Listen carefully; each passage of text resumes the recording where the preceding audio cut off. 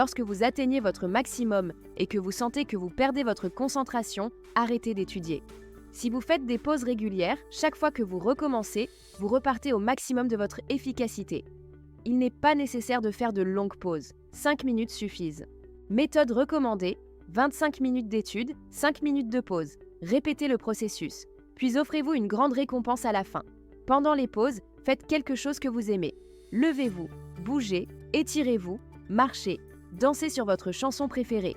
Après votre dernière session d'études, offrez-vous une récompense spéciale. Le professeur Lobdell raconte qu'il étudiait de 15h à 21h, puis allait boire une bière avec ses amis. C'était sa grande récompense. Il croisait parfois un camarade qui faisait l'inverse, au bar depuis 15h, et qui rentrait chez lui à 21h pour étudier. Je suis sûre que vous pouvez deviner l'efficacité de cette session d'études après 6 heures de bière. Une chose intéressante, c'est qu'avec le temps, votre esprit apprend ce schéma. Il apprend à se concentrer. Lorsque vous commencez à étudier, votre cerveau sait déjà que c'est le moment de se concentrer, et il le fait.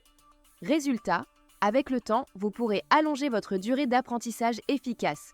Il ne s'agit pas d'étudier plus. Il s'agit de rendre votre temps d'étude si efficace que vous pouvez étudier moins et apprendre plus. N'étudiez pas dans votre chambre, cela vous est sûrement déjà arrivé. Vous ne vous rendiez pas compte que vous aviez faim, jusqu'à rentrer chez vous et voir de la nourriture.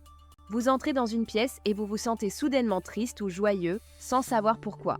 Cela arrive parce que notre cerveau reçoit en permanence des signaux de l'environnement et y réagit de manière inconsciente. Vous avez toujours dormi sur un lit. Votre cerveau comprend donc que la fonction première d'un lit est le sommeil. Ainsi, si vous êtes sur votre lit, votre cerveau ralentit et perd sa concentration. C'est une bonne chose, si vous voulez dormir. Vous pouvez utiliser ce principe à votre avantage.